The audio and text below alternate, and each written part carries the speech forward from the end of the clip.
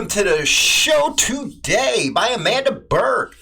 Fall River prosecutors allege the 25-year-old man arraigned for murder Monday in the death of an Oak Bluffs resident used his legal revolver to fire the fatal shot. That license to carry permit, previously held by Joseph No, was last known address is Taunton, was revoked in light of his arrest for allegedly killing Eric Voschel, 39, of Oak Bluffs during a disagreement between two competing motorcycle clubs in Fall River. Assistant District Attorney Michael Cahanin said at Noah's arraignment in Fall River District Court.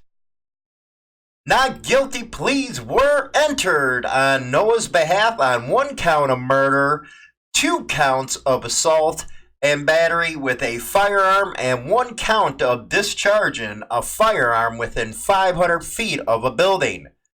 Noah was ordered held without bail before trial. Several police officers stood watch inside the courtroom and outside Fall River Justice Center as people associated with Noah and Vaso watched the hearing, which ended with no problems. The identity known as a member of the Outlaws Motorcycle Club, he's alleged Noah emptied his 5-shot revolver during a, quote, disagreement among outlaws and members of the competing Sidewinders Motorcycle Club in the parking lot beside JC's Cafe Friday night. On surveillance footage captured at the restaurant, Noah was seen withdrawing his firearm and pointing it towards a crowd of people in the parking lot. Quote, in essence, scaring them off at the time. Then, Callahan alleged Noah ran toward Bedford Street and fired several shots back into the crowd, hitting 3 people, including Vachel, who suffered a mortal gunshot wound to the head. After pistol whipping someone, Noah lost control of his gun. According to the prosecutor, Callahan said the firearm, quote, was recovered on the ground registered to this defendant, end quote. The black revolver was found between a vehicle parked on Bedford Street and the sidewalk, according to a police report prepared by Detective Luis Varentes on file at District Court. Noah fled in a vehicle with 4 other people, according to the report. Video shot by a witness shows part of the altercation leading up to shots being fired outside of JC's Cafe and Restaurant in Fall River. That is that news for today. Now, Sam Reed. Noah and his fiancée were present at JC's Cafe when Fall River police responded to a disturbance there a few weeks ago on August 30th. Investigators came to believe that Noah was looking to make a name for himself. The FRPD was made aware that Joseph No was in a motorcycle gang and that he was going to try and start a fight there. It is believed that this was an attempt for Joseph Noah, again, to make a name for himself and for people to fear him, wrote Barentes. Noah was at the Outlaws Fall River Clubhouse hours before going to JC's with several members of that club, again, according to the report. 2 other gunshot victims, a 37-year-old, a 23-year-old, were taken to the hospital for treatment of non-life-threatening injuries, the DA's office said. Both men were in stable condition.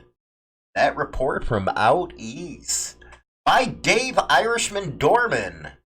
The MPP has reported extensively about the alarming trend of law enforcement and government officials charging individuals with crimes or having personal property seized simply for belonging to motorcycle clubs. Many of these incidences are clear violations of the U.S. Constitution. The following is a report about a Pennsylvania man's ordeal.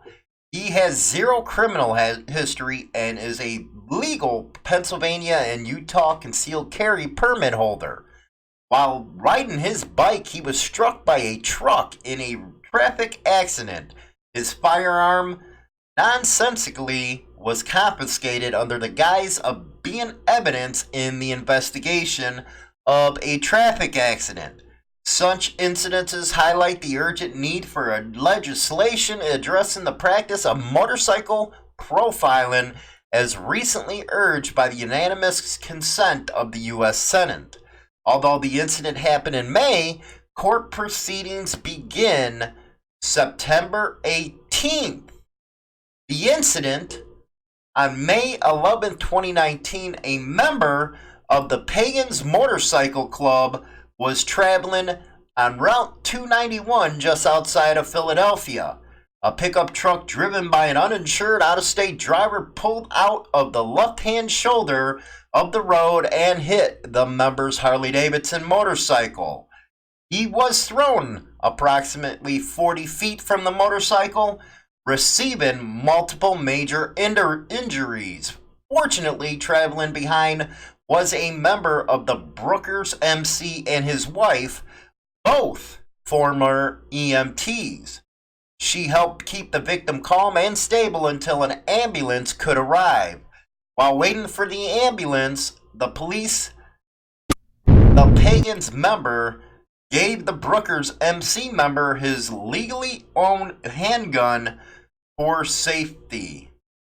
The Pagans MC member placed the firearm in his truck inside the locked glove box.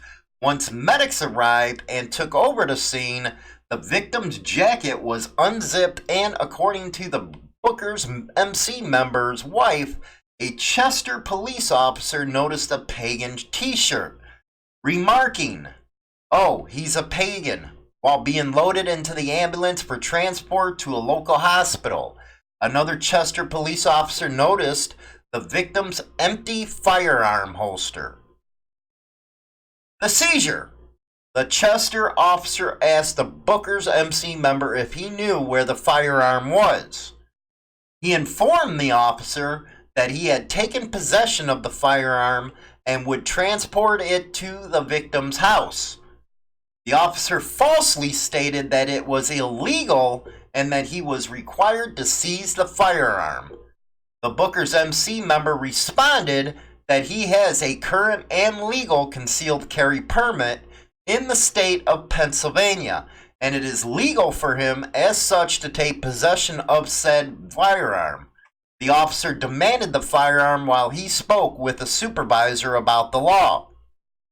The Pagans MC member complied and gave the officers the firearm. The officer returned to his squad car and left the scene within 5 minutes, taking the firearm with him. The realization. After 5 days in the hospital with serious injuries, including head and brain trauma, the victim was cognizant enough to speak with his wife about the accident.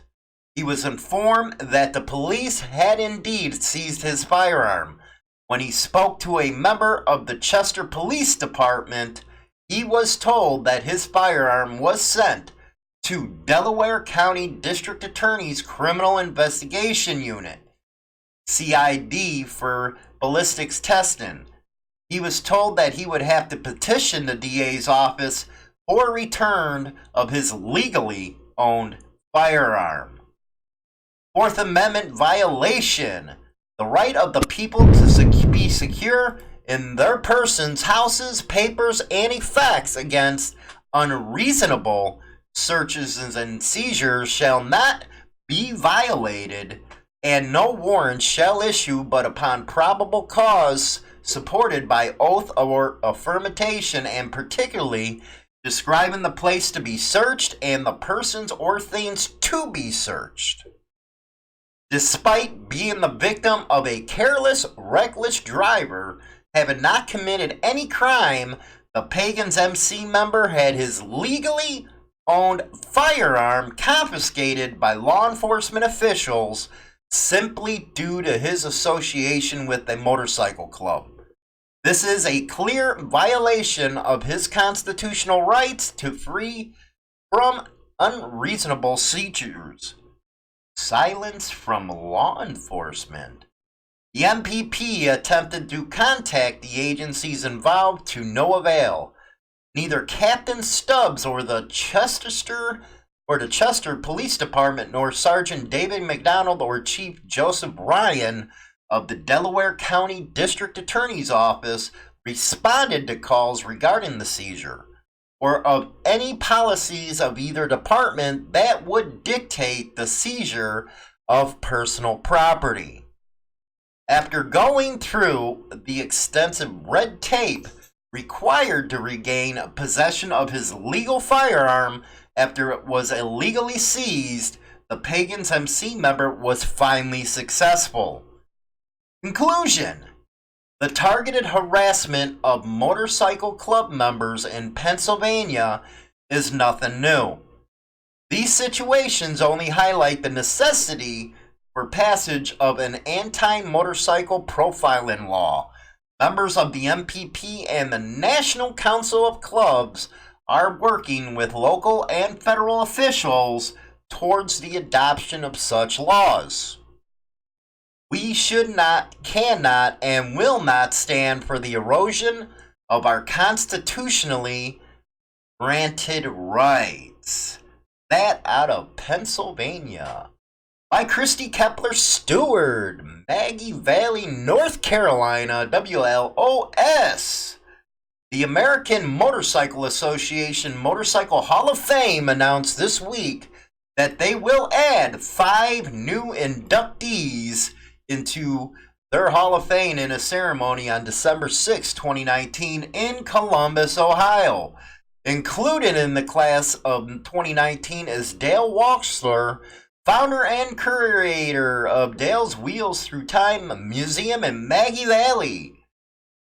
His induction to the Hall of Fame pays tribute to his lifelong passion and tireless effort to preserve and promote vintage American motorcycling. Walksler's introduction to American motorcycling came when he bought a wrecked Harley-Davidson Survey car from behind a local repair shop.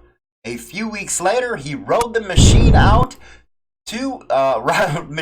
of his garage and into a lifelong love of motorcycles. After high school, he opened a motorcycle custom shop and then a Harley-Davidson shop and a dealership in 1974. During its 26 years, Dale's Harley-Davidson of Mount Vernon was continually recognized as a top 100 dealer, receiving countless awards from Harley-Davidson and industry organizations alike. Over the years, he continued to add to his personal collection some of the rarest and most historic American motorcycles and collectibles, eventually opening a museum to attract customers to his dealership. When he sold his dealership in 1999, he moved to Maggie Valley, North Carolina, to open Dale's Wheels Through Time Museum. Recognized worldwide for its all-American collection of vintage motorcycles and automobiles, each machine being kept in running and operating condition. The museum has hosted over 1.5 million visitors during its 17 years in North Carolina. His legacy includes not only the museum, but his own celebrated television show, What's in the Barn, as well as numerous appearances on other programs such as American Pickers, I love that show, Chasing Classic Cars, and American Restoration. The AMA Motorcycle Hall of Fame was started in 1998 and exists to honor the legends and heroes of American motorcycling and highlight their achievements and contributions to motorcycling. That's what I'm talking about there. Man, congratulations getting into the Hall of Fame. It is hard as heck to get into the AMA Hall of Fame. Rock and roll, man. That is awesome. Anyway, I received this and was asked by a couple clubs to bring this up. I guess there is a new club, Bikers Revenge United MC. Once they all were enemies and one percenters from big well-known MC clubs such as the Hells Angels, Outlaws, Mongols, and Banditos. Today have more than 100 former one percenter old school bikers from the United States and the United Kingdom found peace and together established Bikers Revenge MC in the US and United Kingdom. And countries such as Canada, Australia, Russia, Norway are in the procedure of signing up. A great united adventure and an adventure created by true old school one percenters who all just want to find their peace and retirement in a neutral MC club with true and real brothers. Brothers that share the same ideal for a brotherhood with true values of an old school brotherhood. The guys that, let's see here, I'm reading off my screen here. The guys who sent this in wanted to know, yeah, this is Rich, another pop-up club. That's all I'm going to say about it, really, but it's called Bikers Revenge United MC.